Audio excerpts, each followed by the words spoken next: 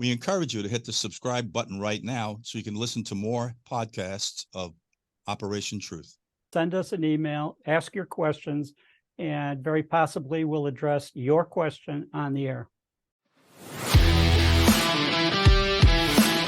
Operation Truth, the show they don't want you to see. Now, here's your host, Lou.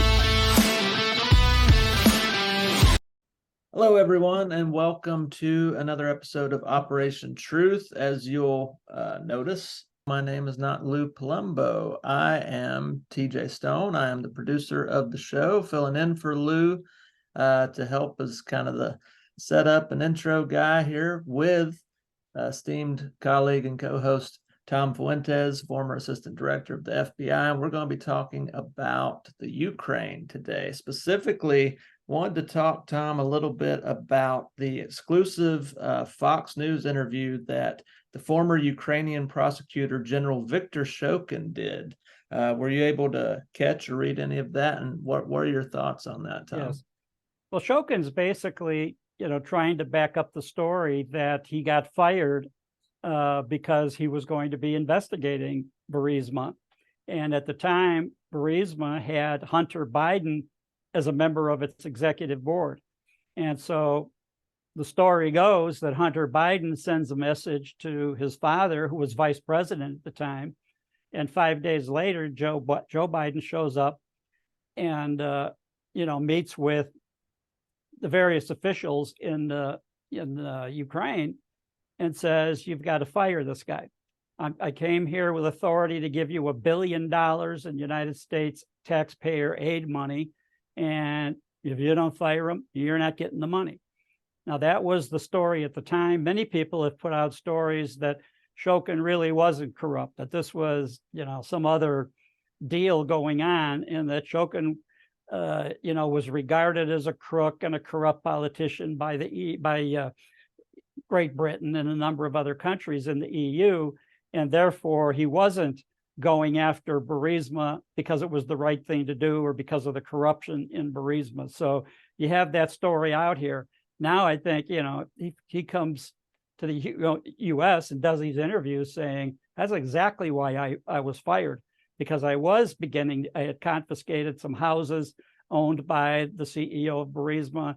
The investigation was starting to become more aggressive, and they worried about it. And that's why Hunter Biden gets a hold of his father, the vice president, who supposedly from President Obama was delegated the lead to deal with the Ukraine. So, Joe, you're in charge of allocating money, giving them support money, taxpayer money. And Biden basically, you see in the televised interview he did, that he said, you don't fire this guy, you don't get the money. And looks at his watch, and which he frequently does now these days, not just at funerals of service members.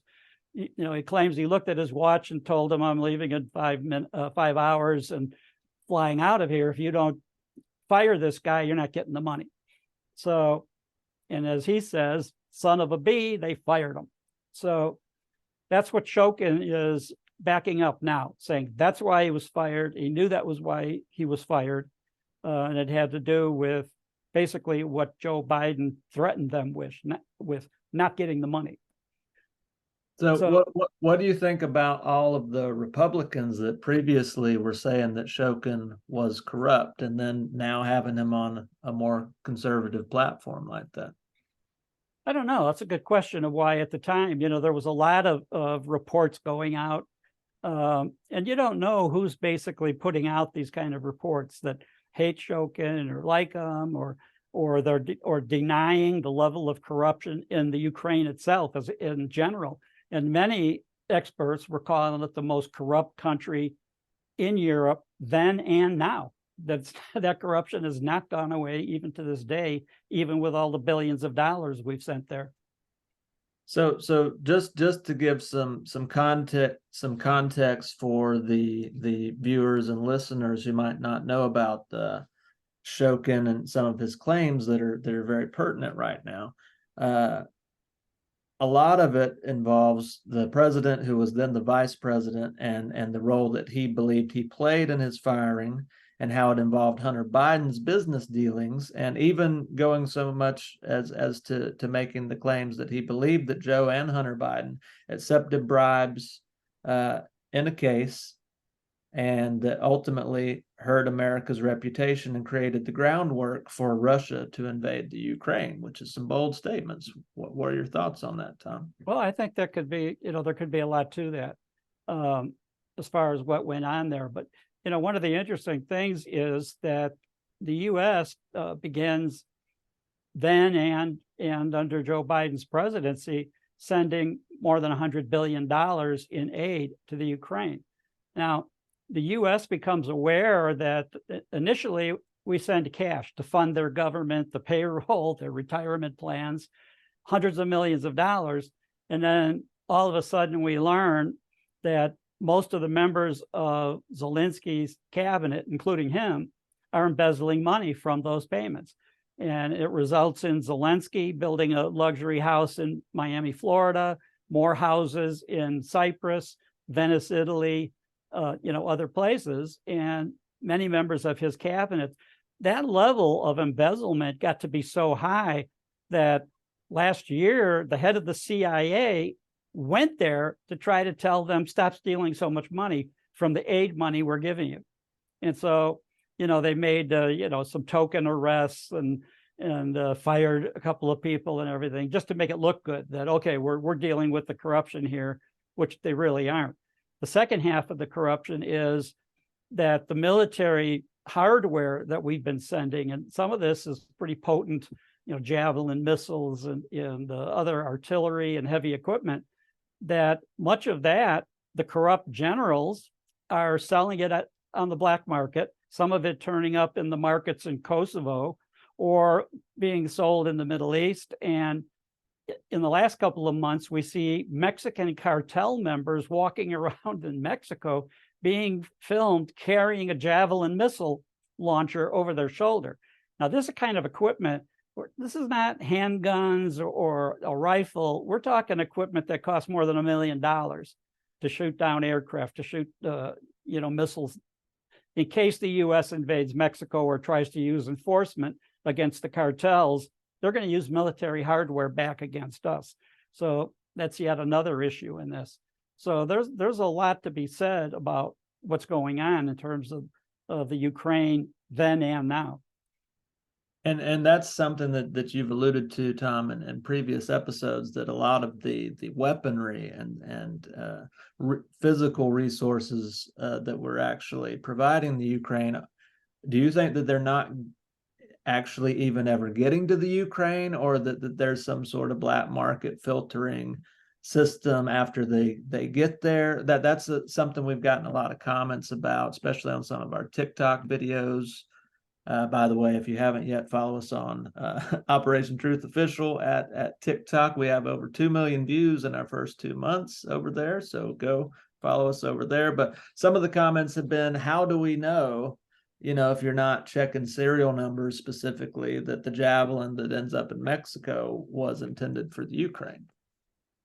Well, we don't know positively, and that's why the Pentagon took a lot of hard questions in the last year or so of why don't we have an audit mechanism set up in the Ukraine to monitor that the cash gets where it's supposed to go and the weaponry arrives there and is on the battlefield and being used. And the Pentagon's answer basically was, no, we don't need that. No need to look into that. So therefore, there's no real mechanism to know if the Javelin missile launcher in Mexico went through the Ukraine up to Kosovo or into a Middle Eastern country and then back out to Mexico, or whether they were able to somehow, divert the shipping and have it just go right there and save a lot of transportation costs if they could just ship it from the U.S. directly into Mexico or anywhere else where people are buying our weaponry, which is always in demand. And so we don't know. And what's more important, I think, we don't want to know. That's the bottom line with this. We really don't want to know where the cash goes or where the military hardware goes, if it gets there and if it's not. And that, part of that's going to be eventually when the Ukraine loses, they're going to say, We gave them everything. We did everything we could. Kind of like what we said in Vietnam at the end of in 1975, after 10 years fighting in Vietnam. Well, we did everything. You know, they should have won. It's not our fault. They should have won. And that's going to be what we hear in Ukraine. That'll be coming, maybe in a year, maybe 2 years, but at some point they cannot defeat Russia, in spite of what all these people are saying on these news broadcasts. Retired generals, 3-4-star generals, who are also board members of some of the military industrial complex companies. Oh, Russia's going to lose. Biden himself, within the last month, said they've already lost. Russia has already lost the war. Well, that's yet another lie. How does he come up with that? So at some point, somebody didn't tell the Russians that, Tom. No, they haven't. At some point, and Russia, they've been slow walking this. They set up their defenses in the Donbass region along about 100-mile corridor, and Putin's pretty well let it be known that he doesn't want to kill Ukrainians, and he's hoping that by being there, they set up a defense mechanism with Bakhmut. We really saw this. The Ukrainians keep sending their soldiers into Bakhmut. They get to the first level of Russian defense, and then Russia sends in the missiles and wipes them out. And then they send in more, and they send in more, and they send in more. So, it was like setting up the Alamo, saying, okay, come on in. We're going to get you. Russia has a very, very sophisticated, all these people on TV saying, oh, they're stupid. They've got antiquated equipment. This is not the Soviet Union of the 1980s. This is, a government that really, their military was built for defense also. They didn't really set up an offensive capability to invade Europe like everybody talks about. And in this case now, in the past 2 years, basically, Russia then has said, okay, you won't negotiate. We can't talk to you. You don't want to deal with these issues.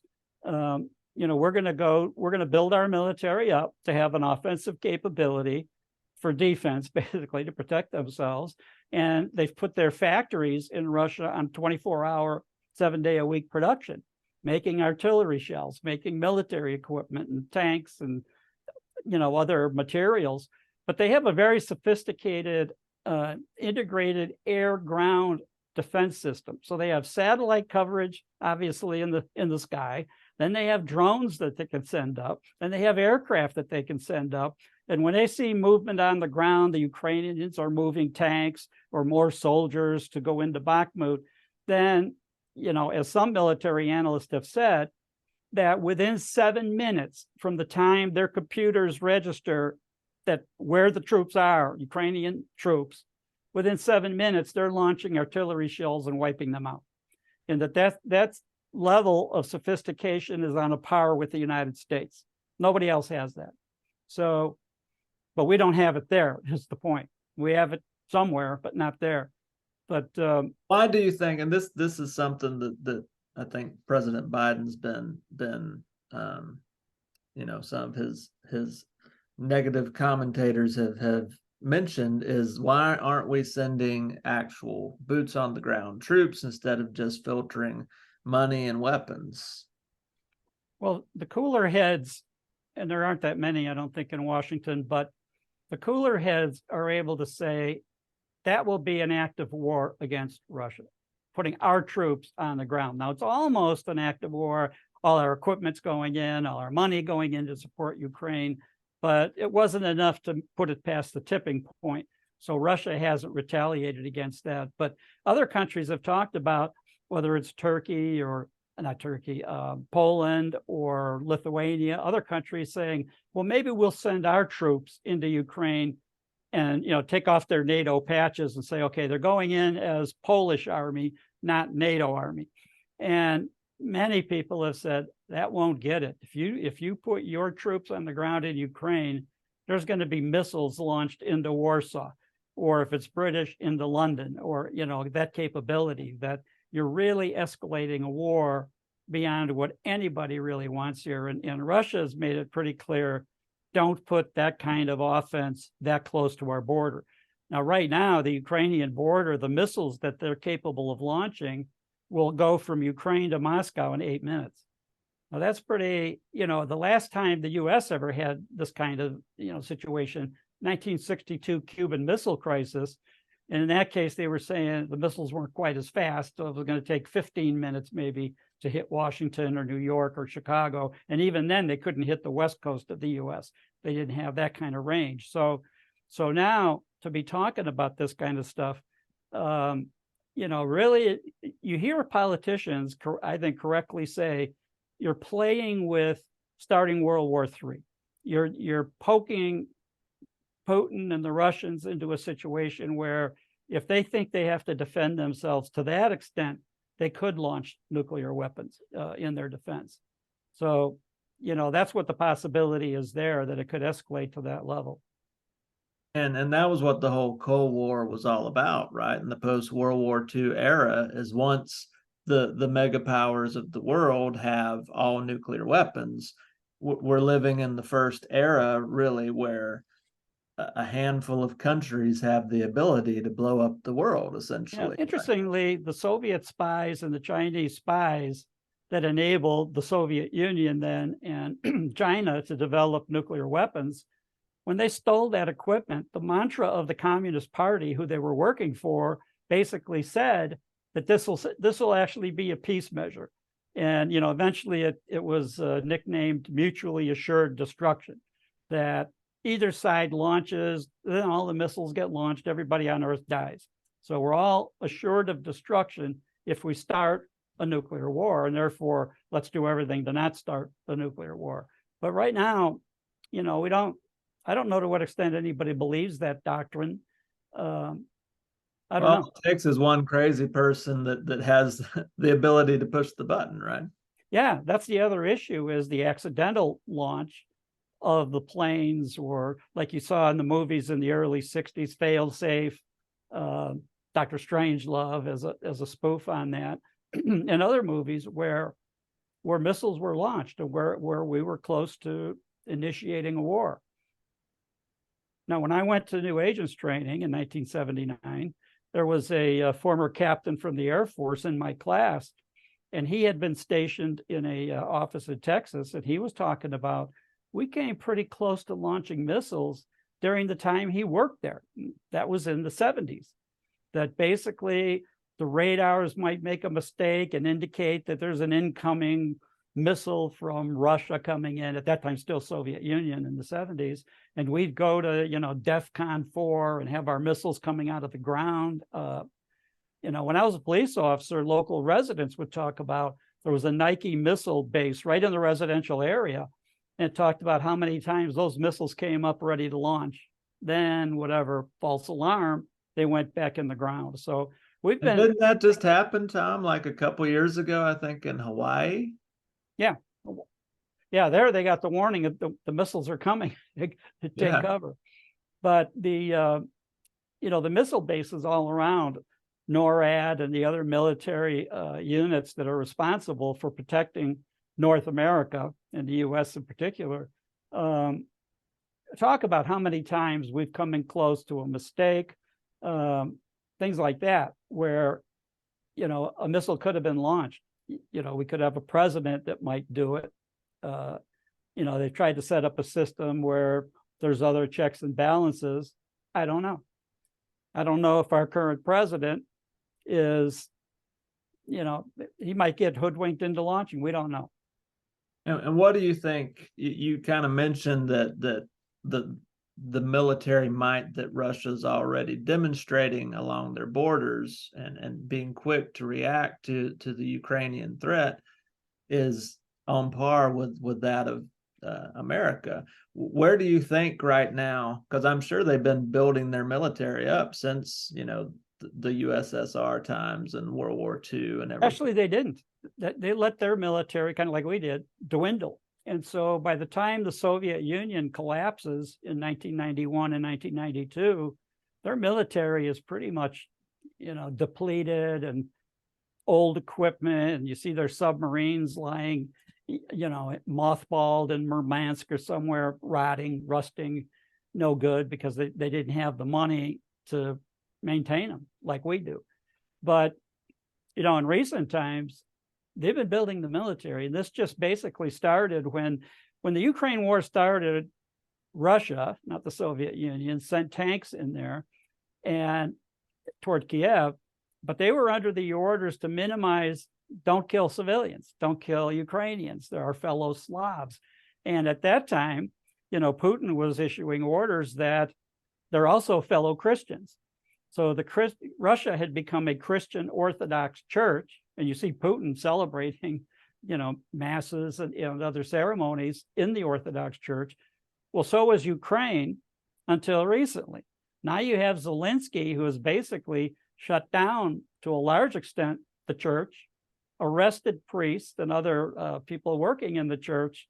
So you don't have freedom of religion there. Then he's locked up, shut down the media, so you don't have freedom of the press. And his principal opponent is in jail with, I don't know, I think a 20-year sentence. They just extended his sentence by another 17 years.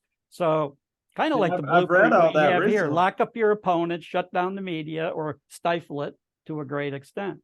And so what is the reasoning given by Zelensky for doing those measures with the media and the religious organizations? Because basically it's like our cancel culture. Well, they're saying bad things about me.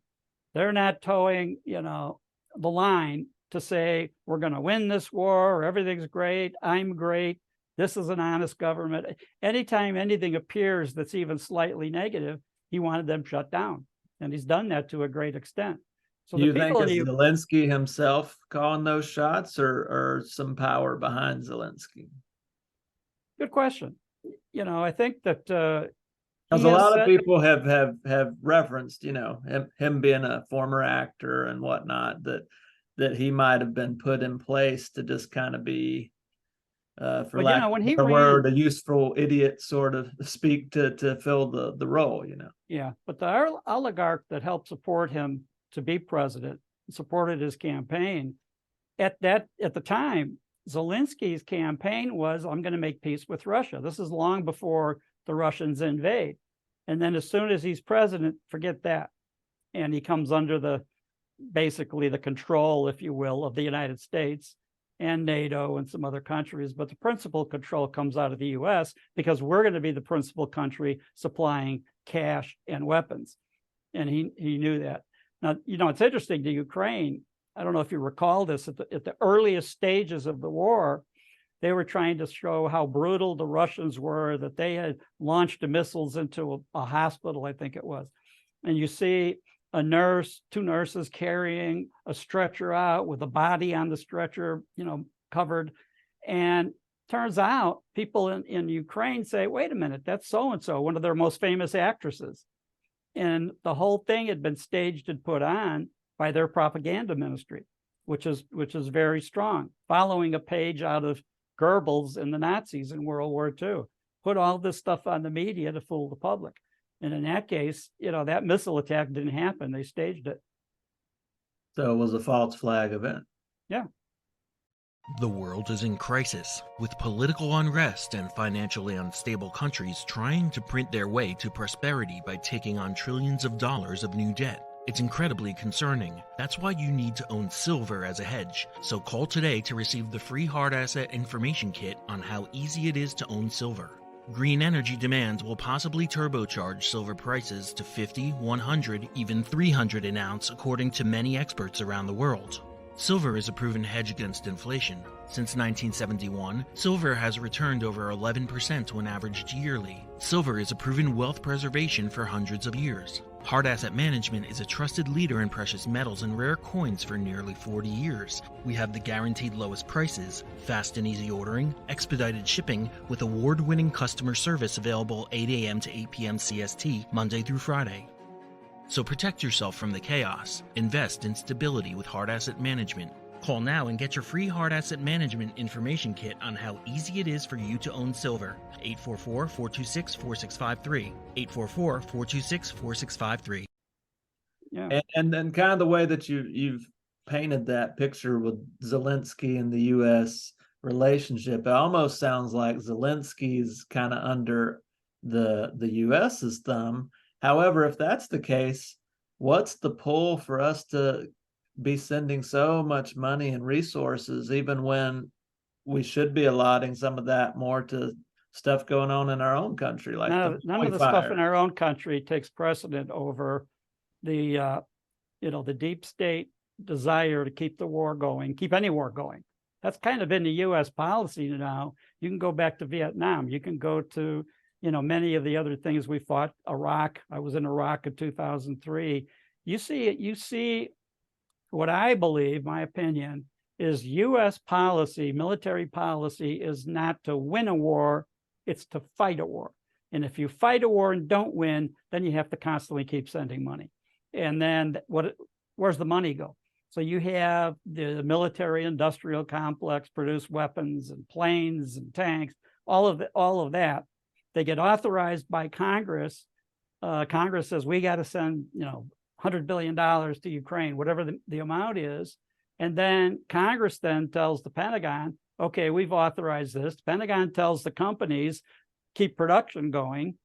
And the companies make sure that the politicians that authorized it, that many are now calling the uniparty in Washington, not Republican or Democrat, but the people on both sides of the aisle that support perpetual war. And they're looking at this now that's basically Biden's. Now, I read a vicious rumor recently that the people supporting Biden to be reelected want this perpetual war. They want, and they wouldn't mind even if we had direct confrontation with the Russians themselves by sending our troops in, or our planes with our pilots to fly the planes so they don't have to train the Ukrainians to do it, the F-16s that we've promised. And the reason they want that is, boy, if you're a wartime president, you're going to get reelected. You're going to, they look back to presidents in the past. If they were fighting a war, the country circles around them and supports them. And therefore, if Biden becomes an actual wartime president, he'll be supported by the public, no questions asked. Now, other issues are coming up where the Democrats might throw him under the bus or pick a different leader to do the same policies, keep the war going. But, that I've heard a number of military analysts say the war could end today if the president called Putin, said, we're withdrawing our money and other support for the Ukraine, it's over. Let's talk. And that would stop everything in place. Why don't you think that happens, Tom? Because they want to keep the war going. They don't want that war to end. It's a cash cow. And it wouldn't matter to the politicians if so many congressmen didn't have stake in so many of the privatized military organizations that are putting out all of the equipment and the guns and the tanks and Halliburton and the like, right? Yeah, to a large extent, the military industrial complex, is the donor class. They're supplying millions of dollars to politicians or their super PACs and, find a way that it doesn't look like direct funding. And, and that's the basis for it to keep this stuff going. Now, meantime, you have, we've talked on this show about BRICS and the attempt of 60 countries led by Russia, China, Brazil, India, South Africa, to create this new currency for the world that will replace the dollar as the backup currency, the reserve currency for the world. Well, BRICS just met a couple of weeks ago in South Africa, and the strong world leaders supporting BRICS, like Xi Jinping from China, he went to South Africa. Other leaders, the president of India went to South Africa. Putin did not. Putin does his visit by teleconference from Russia. The reason is that, and a lot of people don't know how this works, Putin has an arrest warrant issued for him for being a war criminal, invading Ukraine. Now, the way that works... Who issued that warrant, Tom? Okay, well, what happens is Interpol, which I had been on the executive committee, Interpol reviews requests from countries all over the world to issue an Interpol red notice, which is a notice to member countries, 190 members of Interpol, that if you encounter this person at your border or somewhere in your country, arrest them on the spot because there's provisional arrest warrant issued, there's a red notice issued, The country that wanted the red notice is notified by Interpol. That person's in custody. Go ahead and hurry up and start the extradition process and all of that, and that'll happen. Now, during the Iraq War, a lot of people aren't aware that Interpol rules require that to issue a notice on a head of state, that arrest request, provisional arrest warrant, has to be issued by the International Criminal Court at The Hague in the Netherlands. Now, during the Iraq War, Belgium at the time had requested red notices charging George W. Bush with the invasion of Iraq being a war crime, that we weren't defending ourselves, we weren't under direct threat, all of that. And anyway, Interpol said, no, that has to come from The Hague. In Putin's case, that's what happens. The Hague issues this arrest warrant, and therefore Putin did not want to go to South Africa, but he doesn't know if he's going to get arrested and turned over to The Hague or to the country issuing the original request for the war crimes that he has committed by invading the Ukraine. So that's how that process works. So he's kind of stuck in his own country, it sounds like. Yeah, unless he's guaranteed that some friendly country, like maybe Belarus, won't arrest him. But if it's his own country, then he's pretty much safe from that. Not going to be extradited out of Russia. But if he leaves Russia and gets grabbed in an airport, even if South Africa had told him, we won't arrest you, come to the meeting. What if the plane's halfway there and has to make an emergency landing in another country? Then that country might just arrest him, send him back to The Hague. So he really didn't want to go through that and did not go through that. Now, as it turns out, BRICS was supposed to be discussing a currency to replace the US dollar as a reserve country. And the main countries of BRICS, the initials stand for Brazil, Russia, India, China, and South Africa. Now, another 50 countries, 60 countries went to the meeting in South Africa, requested to join, a lot of these little countries from all over the world, but they never even at that meeting discussed naming a reserve currency or going that route. What they basically did was agree to meet again. So the meeting wasn't that fruitful. They'll meet again next year, probably. Which Maybe they have an then. annual meeting every year, right? Yeah. Well, that's what they agreed. We're going to meet every year. So that in itself is a major accomplishment, apparently. But it did delay, for who knows how long, the attempt to actually replace the US dollar as reserve currency. And interestingly, the countries behind BRICS, China and India, for example, recently have been firing, their armies have been firing at each other across the border in a major dispute. And then even though Russia and China are publicly holding hands and saying, we're allies now, there's some question behind the scenes whether there's still a lot of animosity or jealousy or other issues. So, we don't know. As far as South Africa and Brazil, the other country, who knows where they stand or where they'll go. So right now, the countries can't agree to what currency would be the backup country, and they don't really trust each other. So to me, BRICS is going to be a long way down the line, if ever. And in the meantime, by the time that may come about, we may have a new president, and we may have a new administration that dedicates itself to rebuilding the American economy, the US dollar, our gross domestic product, our gross national product.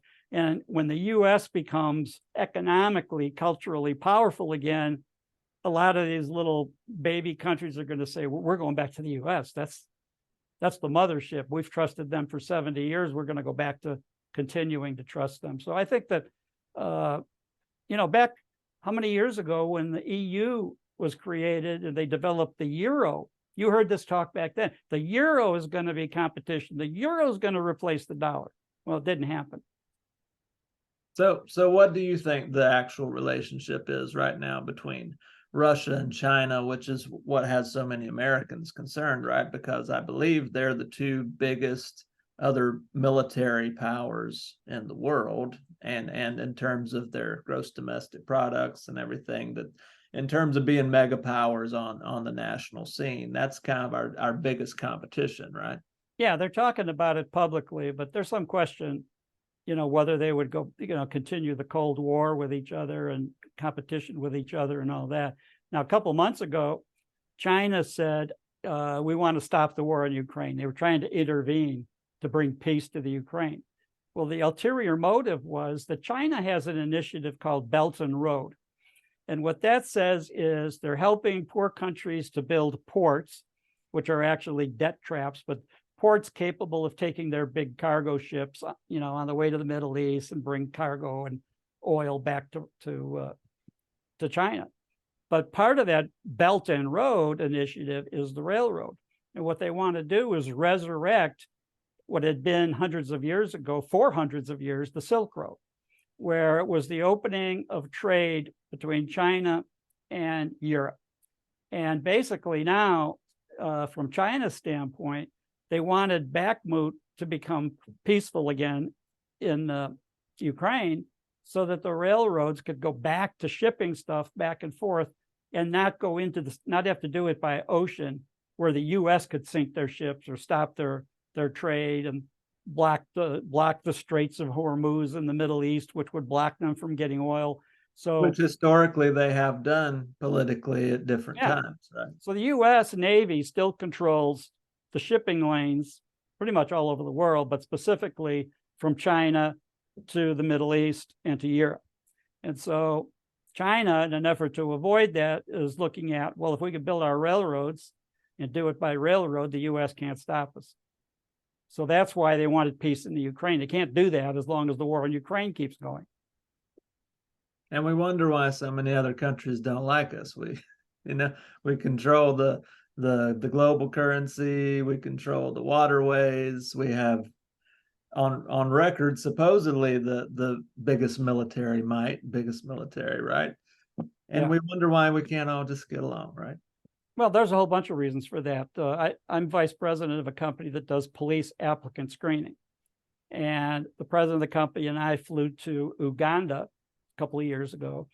And Uganda, wanted help vetting their police officers and, doing that.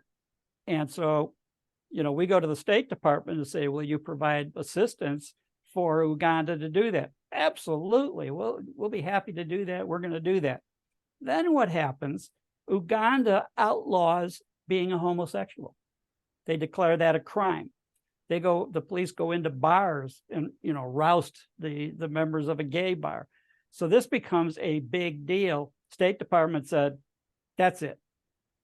If they're against, at the time they didn't call it LGBTQ, but, one of the earlier letters of that name, being a homosexual, they said, we can't tolerate a policy like that. So the U.S., not just to Uganda, but all over the world, we currently dictate our woke policies. If you want our aid, if you want our help, you do what we tell you to do.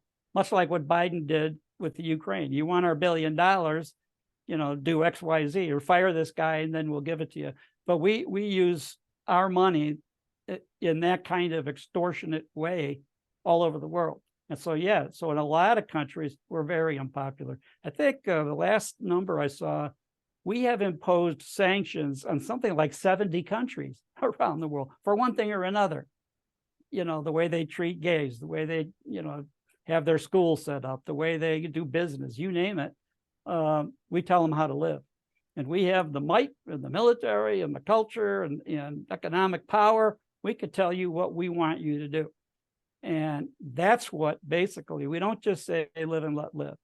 We don't just say, well, if you want to elect a leftist president, no problem. Like Ukraine. Ukraine, 2014, they elect a pro-Russian president.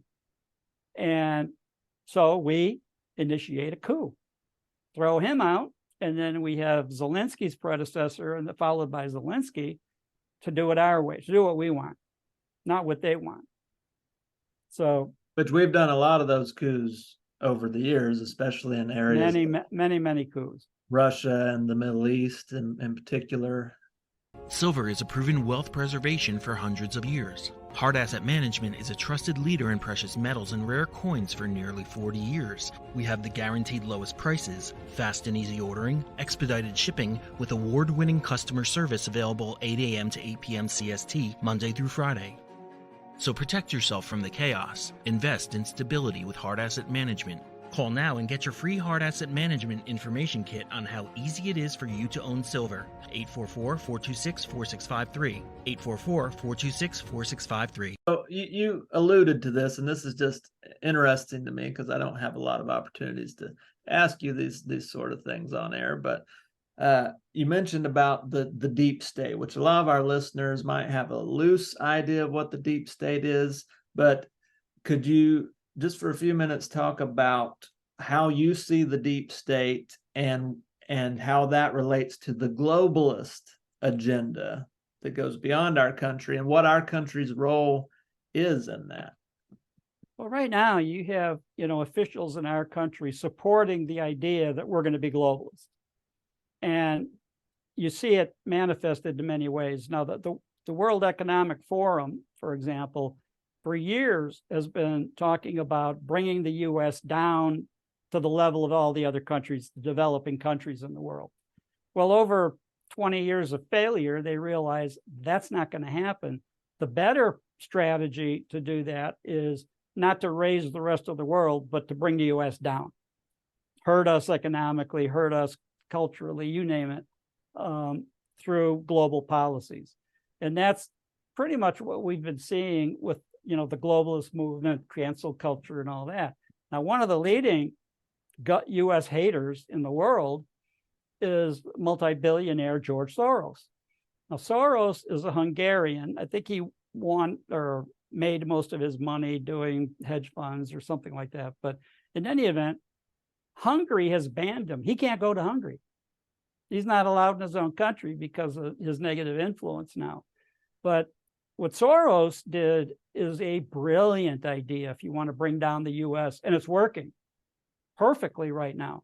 And that was, instead of sending money to elect senators or congressmen or even the president, he sends millions to elect Marxist prosecutors. So the district attorneys in all of these countries, all of these counties or cities that he has supported are there to not prosecute. And we see this in city after city. And now, because they don't prosecute crimes, we see the quality of life in the entire city going to hell. You see people fleeing, you see companies fleeing, and we're seeing that all over. So what a great strategy. And how is that legally done, Tom? How is he able to get away with well, they set up these and what's super the PACs. end game? No, he sets up these super PACs and they fund money, circuitously into the campaign coffers of various people like that.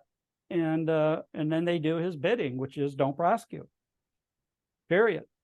Or now go after Trump, go after anything that's going to disrupt the fabric of U.S. society and make, like right now, our largest cities unlivable. Policemen don't want to stay, so they leave. Now, fortunately for the FBI, many of the police officers, highly qualified, that are leaving some of these departments are actually joining the FBI. So at the lower echelon of the FBI, you have some quality people that are former police officers and former military, because the military's gone so woke that many of the members of the military don't want to stay in it because of the goofy policies that they've come up with. So, but in the short run, he's undermining our cities, and people don't want to be there. And the level of crime, people being, even just this morning, a woman thrown off a subway platform in New York and almost got killed by the train.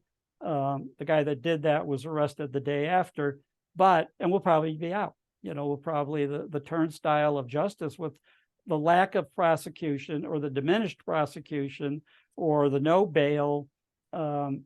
Pretty much most violent criminals in the major cities are not being held accountable. And the only way to stop violent crime is to keep violent criminals off the street.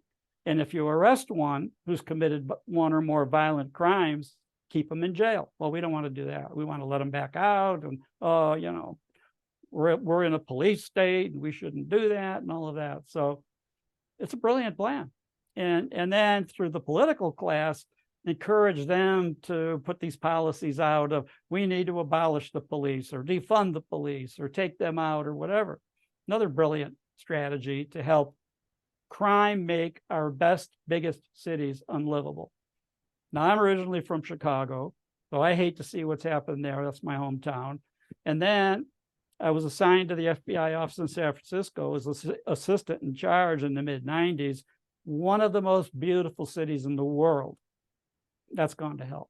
So you have some of the greatest places in the United States rivaling any place in the world. And I've been to more than 90 countries on FBI and Interpol and consulting business. So I've seen this all over the world. None of the major cities of the world, well, maybe one or two, like, I've been to Cameroon and some of those places in Central Africa, where the cities probably look close to the south side of Chicago or San Francisco or any of that, but not many. Most of the cities of the world, anywhere you go, are more beautiful and safer than any big city in the US. And that's how that happened. It was a great plan. All these years of World Economic Forum and everybody, we're gonna bring all these countries up to US level, get their GDP up and production up and all that. And when they found that that was easier said than done, well, then the next best answer is bring the US down to their level. And that's what's in progress right now. So what's the ultimate end goal, Tom, of all this homogenization of culture? Well, it's not really homogenizing. That's the issue. Europe is a good example. Europe let millions of refugees in from the Middle East. And what happened is places like Stockholm in Sweden or in Germany or some of these other countries, what ends up happening is the large influx of foreigners that don't come from your culture, that have a different religion and culture and system of beliefs, that what happens is they don't come in to assimilate to your values and your system. They want you to knuckle under and assimilate to theirs. And that's why you see this conflict in these countries, and you see countries like Sweden saying, we're not letting in millions of people anymore. We're bringing a stop to it. That's why one of the most hated leaders in Europe is Viktor Orban, head of Hungary, because he said early on, 5, 6, 8 years ago, we're not taking these refugees. And Hungary is a completely landlocked country, 7 countries, including Ukraine being one of them. And he just said, we're going to put a fence around our country. You're not coming. These people are not coming in illegally. Legal immigration, other methods, great, but not illegals. And so Hungary right now is probably one of the most successful countries in Europe, and they hate them for it. Wow, that sounds familiar in recent times with the American immigration issue. I'll tell you a Hungary story. Back when I was in charge of the FBI's organized crime program, Hungary was being assaulted by Russian organized crime groups.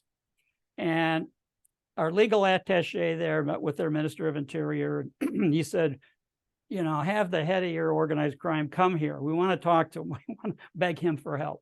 So that call came in on the Sunday before Thanksgiving. So that year I spent Thanksgiving in Budapest dealing with the Hungarian authorities.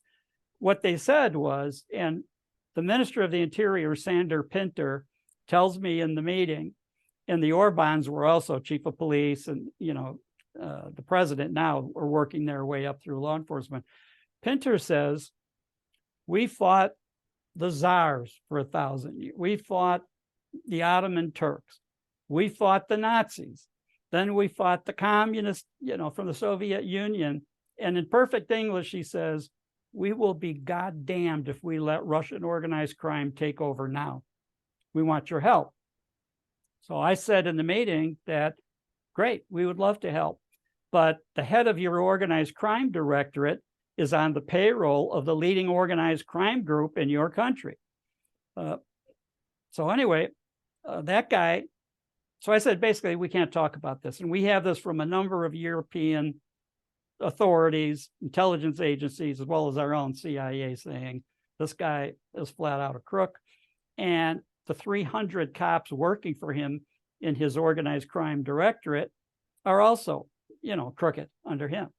So what they do is, in a case comes up, they'll make a big arrest in a kidnapping case, and the public thinks they're great, but behind the scenes, they're looting the country. So anyway, I said, basically, I'm thinking they're never going to fire this guy and all these cops. So I leave basically saying, we'd love to help you, but unless you do that, nothing we could do. Well, lo and behold, a couple of weeks go by, the legal attaché covering Budapest out of Vienna, one of the sub-countries he covered, he calls me up and he says, okay, they called your bluff. They fired this guy and all of the cops that work for him. And the organized crime directorate, when you go in there, they looted the files. Everything's empty except for scraps of paper on the floor and then some of the desks. So the minister is saying, you promised, come back. So I go back and I said, okay. And we handwrite a memorandum of understanding on a yellow legal pad, handwritten, which says that we agree that we'll supply 7 FBI agents there, and he'll supply equal number of Hungarian police officers, plus supply translators that speak Hungarian, English, and Russian, so they can deal with the Russian gangsters as well. And anyway, long story short, we send that team in there. The organized crime boss at the time in the Ukraine fled and went to Moscow and declared, I want to be a Russian citizen. So that's where he is now. But Hungary was, we basically liberated Hungary from this Russian organized crime domination. And we've been there. In fact, they were so pleased with the task force that it's been in place ever since, not just for organized crime. They had me come back and say, would I mind, we had this original agreement for organized crime. Would it be okay with me if the task force worked on terrorism? This was after 9/11. I said, absolutely. I said, we can do a number of issues, but we like the idea of this group being an organized crime task force, FBI, Hungarian National Task Force. And in addition, the Hungarians said, we fear for your agents that are here, and we don't have to supply extra cops to be bodyguards. We want your agents to carry weapons here, be armed. Now, the FBI, many our legal attachés around the world, many countries say, please be armed in our country. Or we're in a place like Iraq or Somalia or some other failed state where everybody there is armed, including me when I was in Iraq a number of times. But anyway, they said, we want your agents to carry guns like our cops do, to protect themselves and protect if an agent and a cop are out together and get ambushed, they can help each other, save each other. So that task force has been we operate that very similar to a task force in our country. And in fact, before we took operations, which was actually April 1st, 2000, the officers that they picked, we brought to FBI Academy at Quantico and put them through several weeks of training about U.S. law and probable cause, how to be a police officer in a democracy, basically, how to operate like we do, how we would do the paperwork, the agreements that were made. And then we sent our agents to Hungary to get some training in their system. Then April 1st, 2000, we began operations. And it's been highly successful ever since. And Hungary was always a very rich country because they believed in education. So over the years, the Hungarian population were very, very well educated. Budapest was nicknamed the Paris of the East because of the quality of life there being so good. So we were really proud to have been able to help Hungary stand up for itself, which they've been doing ever since. So does the FBI still do programs like that actually help countries? It was the first of its kind in the world, and to this date, it's the only one of its kind. Now, we send agents into Iraq. I was the FBI's first on-scene commander in Iraq in 2003. We've had agents into Somalia, other failed state areas temporarily, but on a permanent standing basis, authorized by their country, their laws, It's the only one of its kind then and now, still in existence. Wow. Sounds like we need more of that in the world. Yeah. Yeah. If you want to have globalism, then talk about stuff like that, where we have international law enforcement task forces to go after actual bad guys and do that and be successful at it. Now, Hungary at the time, I should add that their population, very well educated, they were probably the wealthiest country of the Eastern Bloc, Soviet-dominated Warsaw Bloc countries. And they were very independent minded, even before the Soviet Union collapsed, to the extent that in 1956, Soviet Union sent tanks into Budapest to give them an attitude adjustment, firing shells into their parliament. And when you go to Hungary now, you still see the shells in churches and museums and government buildings that came from Soviet tanks in 1956. Wow. Wow, that's quite a history lesson there, Tom. I think we're going to move to start to wrap today. Unless you have any parting comments, I'll just let you close the show. No, very glad to be able to fill in without Lou and have you substitute for Lou. What a great job, great questions, which shows that this podcast is going to keep going if one or more of us can't go on. In the case of Lou, we didn't know he wasn't going to be on until about 5 minutes before we started recording. So that was fine. And I appreciate the confidence from executive producer from Brian Williams that, okay, it's a shame Lou's not here, but Tom can do it. So I was glad to be able to do that and bring up these topics and talk about them and talk about topics that, in many cases I know a lot about. Yeah, well, we sure appreciate you, and we appreciate our listeners here at Operation Truth. Go follow us, subscribe wherever you get this, and we'll see you next time. Lou will be back next week. See you guys. Goodbye, everybody.